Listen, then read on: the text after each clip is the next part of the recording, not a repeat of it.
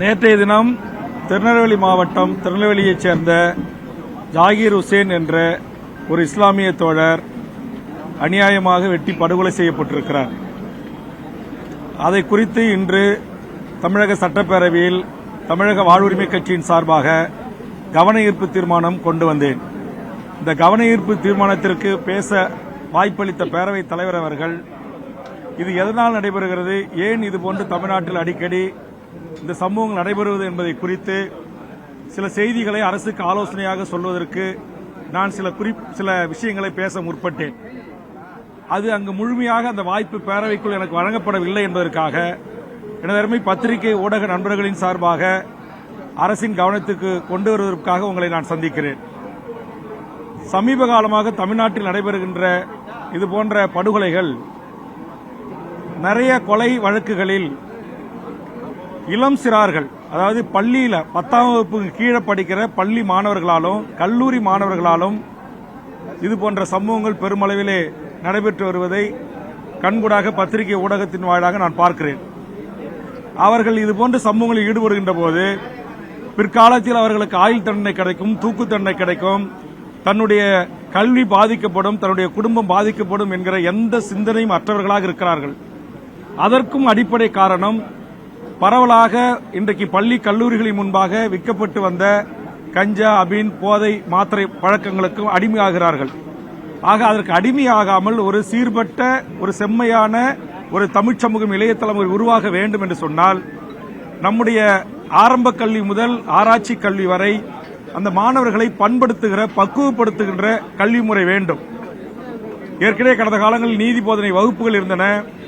விளையாட்டு பயிற்சிக்கு இருக்கிற ஆசிரியர்கள் கட்டுப்பாடாக ஒழுங்காக வைத்திருப்பார்கள். குறிப்பாக விளையாட்டு ஆசிரியர்கள் கைகளிலே பிரம்புகள் இருக்கும். அது அன்பாகவும் அந்த பிரம்பை பயன்படுத்துவார்கள், அதற்றலாகவும் பயன்படுத்துவார்கள். கடந்த கால அம்மையார் ஜெயலலிதா அவருடைய ஆட்சி காலத்தில் பள்ளி மாணவர்களை ஆசிரியர்கள் அடிக்கக்கூடாது, வகுப்பறைகளை பிரம்பு வைத்துக்க கூடாது என்கிற உத்தரவுக்கு இணங்க இன்றைக்கு மாணவர் சமூகத்தை கட்டுப்படுத்துவதற்கு ஆசிரியர்கள் அச்சப்படுகிறார்கள். அப்படியே கட்டுப்படுத்துகின்ற ஆசிரியர்கள், உங்களுக்கு தெரியும், கடந்த கால ஆட்சியில் சென்னையில் ஒரு வகுப்பறையில் ஒரு பெண் ஆசிரியர் குத்தி படுகொலை செய்யப்பட்டார். இன்றைக்கு ஆசிரியர்களை மாணவர்கள் வகுப்பிலேயே அடிப்பது, உதைப்பது, பெற்றோர்களையே கொலை செய்வது, தாயே மது வாங்குவதற்கு பணம் தரவில்லை என்றால் கள்ளத்தூக்கி போட்டு தலையில் கொலை செய்வது, இது நாளொரு மேனியும் பொழுதுவனமும் அதிகரித்து வருகிறது.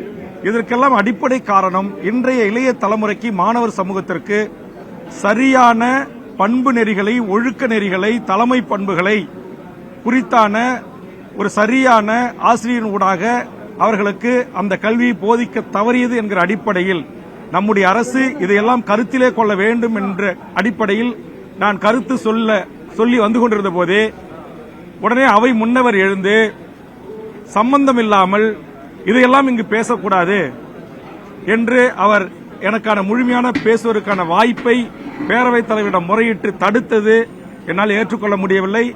இது மிகப்பெரிய மன வருத்தத்தை ஏற்படுத்துகிறது. ஒரு 50 ஆண்டு காலம் பொதுவாழ்வில் இருக்கிற, சட்டப்பேரவையிலே 45 ஆண்டு காலம் பணியாற்றுகின்ற அண்ணன் துரைமுருகன் அடிக்கடி நான் பேசுகின்ற போது அந்த கருத்தை தடுக்கிறார். இதே நான் பேசிய அதே கருத்தை தான் பிறகு சில சட்டமன்ற உறுப்பினர்கள் பேசுகிறார்கள். ஒட்டுமொத்த அமைச்சர்கள், அவை முன்னவர், பேரவைத் தலைவர் அமைதியாக அவர்களுக்கு அனுமதிக்கிறார்கள்.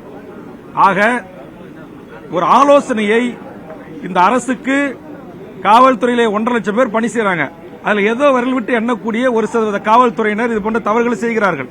அப்படி செய்கின்ற அந்த அதிகாரிகள் மீது கடந்த காலத்தில் நான் சட்டப்பேரவை உறுப்பினராக இருந்து பேசிய கருத்துக்களின் அடிப்படையில், நான் பரிந்துரைத்த அடிப்படையிலே இதுபோன்று சட்ட ஒழுங்கை காப்பாற்ற வேண்டிய காவல்துறை அதிகாரிகளே சட்ட ஒழுங்கு சீர்கேட்டு காரணமாக இருந்தார்கள், மனித உரிமை மீறல்களில் ஈடுபட்டார்கள் என்ற குற்றச்சாட்டை நான் முன்வைத்து ஒரு காவல் கண்காணிப்பாளர், ஒரு டிஸ்ட்ரிக்ட் எஸ்பியாக இருந்த பிரேம்குமார் என்பவரை என்னுடைய பரிந்துரையின் பேரில் அன்றைய முதலமைச்சர் கலைஞர் அவர்கள் டிஸ்மிஸ் செய்தார்கள். இதையெல்லாம் நான் பட்டியலிட்டு இதை முறைப்படுத்த வேண்டும். மக்களை பாதுகாக்க வேண்டிய காவல்துறை அதிகாரிகள் அந்த பணிகளிலே தவறுகளை செய்கிறார்கள் என்றால் அவர்களை இடமாற்றம் மற்றும் தீர்வல்ல, சஸ்பெண்ட் தீர்வல்ல, விரைவாக நீதிமன்றத்தில் நிறுத்தி அவர்களை பணியிலிருந்து டிஸ்மிஸ் செய்ய வேண்டும் என்கிற கருத்தை எல்லாம் நான் மாண்புமிகு முதலமைச்சருடைய கவனத்தை ஈர்ப்பதற்கு முற்பட்டேன். ஆனால் எனக்கு அங்கு வாய்ப்பு முழுமையாக வழங்கப்படவில்லை.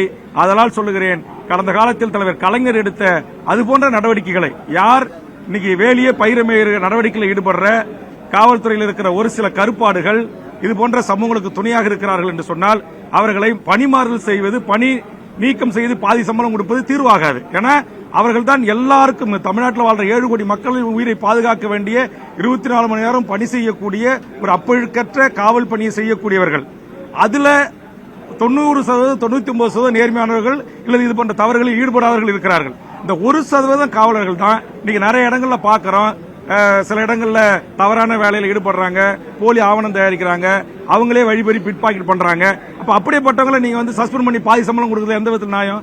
ஆக இந்த கவன ஈர்ப்பினூடாக ஒரு நல்ல ஆலோசனையை சொல்வதற்கு கூட அவை முன்னவரும் பேரவைத் தலைவரும் அனுமதிப்பது அது உண்மையிலேயே எனக்கு வேதனை அளிக்கிறது. மேலும் ஜாகிர் ஹுசேனுடைய குடும்பத்திற்கு அவருடைய குடும்பத்தார் ஒரு வேலை தர வேண்டும் என்று கேட்டிருக்கிறார்கள். மாண்புமிகு முதலமைச்சர் அதை பரிசீலிக்க வேண்டும். அதே மாதிரி நம்முடைய புதுக்கோட்டையில நம்முடைய ஜாஃபர் அலி அவர் ஒரு சமூக ஆர்வலர், ஒரு மாமன்ற உறுப்பினராக பணியாற்றிய ஒருவர். அவர் வந்து கனிம கொள்ளைக்கு எதிராக வீடியோ வெளியிட்டார், புகார் கொடுத்தாருன்றதுக்காக அந்த கனிம கொள்ளையர்களாலேயே லாரி ஏற்றி சத்தாரான்னு பார்த்து முன்னாடி போய் ஏத்தி அவரை கொண்டிருக்கிறாங்க. அவருடைய வீட்டுக்கு நான் போய் ஆறுதல் சொல்ல போனேன். 2 பெண் பிள்ளைகளை வைத்துவிட்டு அந்த விதவை தாய் எப்படி நான் கரை சேர்ப்பேன் பிள்ளைகள்னு கதறிக்கிட்டு இருக்கிறாங்க. இதுவரையில் அரசு அவர்களுக்கு நிதி வழங்கல. நான் என்னுடைய பணத்திலிருந்து 1 லட்சம் ரூபாயை கொடுத்து அந்த பெண் பிள்ளைகளுடைய படிப்புக்கு உதவிட்டு வந்திருக்கிறேன். அதே மாதிரி நம்முடைய ஜாகிர் ஹுசேன், ஜாஃபர் அலி குடும்பத்திற்கு அரசு நிதி வழங்க முன்வரணும், ஒரு அரசு வேலை வழங்க முன்வரணும் அப்படின்ற கருத்தை கூட முழுமையாக என்னை சொல்ல பேரவைத் தலைவர் அனுமதிக்கல. எந்த சட்டத்துக்கு புறம்பான அன்பார்லிமெண்ட் வார்டுகளையோ சட்டமன்றத்தில் பேசக்கூடாத விஷயங்களையோ நான் பேச வரப்போறது இல்ல. இன்னும் சொல்ல போனால் நான் கூட்டணியில் இருக்கிறேன். கூட்டணி கட்சி தலைவராக இருக்கிற வேல்முருகன் நான் சார்ந்திருக்கின்ற அரசுக்கு, அது குறிப்பா முதலமைச்சர் துறையில் இருக்கிற காவல்துறைக்கு யாரெல்லாம் தவறு செய்யறாங்களோ இதை எப்படி சரி செய்யலாம் என்கிற ஒரு நல்ல ஆலோசனையை கூட ஒரு 3 நிமிடம் 4 நிமிடம் ஒதுக்கி நேரமில்லா நேரத்திலே விவாதிப்பதற்கு கவன ஈர்ப்பு திருப்ப கொடுத்த என்னை அனுமதி மறுப்பது என்பது ஏற்படுதல்ல. ஆனால் 4வது தூணாக இருக்கிற எனது அருமை பத்திரிகை ஊடக நண்பர்களின் சார்பாக நான் அரசின் கவனத்தை, மாண்புமிகு முதலமைச்சரின் கவனத்தை ஈர்க்க நான் விரும்புகிறேன். அந்த அடிப்படையில் தான் சொல்லுகிறேன். மாணவர்களை இளம் வயதிலிருந்தே நாம் பயிற்றுவிக்க வேண்டும், பண்படுத்த வேண்டும், அவர்களை ஒழுக்க நெறிகளை கற்றுத்தர வேண்டும். இதுபோன்று தவறு செய்கின்ற 1.5 லட்சம் பேர் காவல்துறையில் பணிபுரிறாங்க. அதில் ஏதோ 1% காவலர்கள், அதிகாரிகள் இதுபோன்று தப்பான விடயங்களிலே துணை போகிறார்கள் என்று சொன்னால், அல்லது வேறு துறையில் இருக்கிற அரசு அதிகாரிகள் பாலியல் ரீதியாக அரசு பணிகளிலே செய்கின்றவர்களை துன்புறுத்துகிறார்கள் என்று சொன்னால் அவர்கள் எல்லாம் மன்னிக்க கூடாது. அவர்கள் டிஸ்மிஸ் செய்து அவர்கள் மீது துறை ரீதியான வழக்குகளை பதிவு செய்து அவர்கள் சட்டத்தின் முன் நிறுத்தப்பட்டு அவர்கள் சிறையில் அடைக்கப்பட வேண்டும். அதற்கான வழக்கை நீதிமன்றத்தில் அவர்கள் சந்திக்க வேண்டும். அப்படி ஒரு நிலை உருவாக்கணும். வெறும் பணி மாறுதலோ பணி சஸ்பெண்டோ கூடாது. அதுதான் காலை நான் குறிப்பிட்டேன். புதுக்கோட்டையில் என்ன செஞ்சிருக்காங்க, இந்த தாசில்தாரை இடமாற்றம் செய்யறாங்க, கனிமவளத்துறை அதிகாரி இடமாற்றம் செய்யறாங்க. அது எப்படி போதும்? இந்த கனிமவளத்துறை அதிகாரி, அந்த தாசில்தார், அந்த காவல்துறை அதிகாரிகள் நடவடிக்கை எடுக்கல, அவங்க எடுக்கலன்னு சொல்லி தான் நான் இத்தனை முறை புகார் கொடுத்திருக்கேன் கனிம கொள்ளைக்கு எதிராக அப்படின்னு சொல்லி தான் அவர் வீடியோ வெளியிடுறாரு. அதே மாதிரி தான் ஜாஃபர் அலி என் உயிருக்கு அச்சுறுத்தல் இருக்குன்னு முதலமைச்சருக்கே அவர் வீடியோ வெளியிட்டிருக்கிறார்.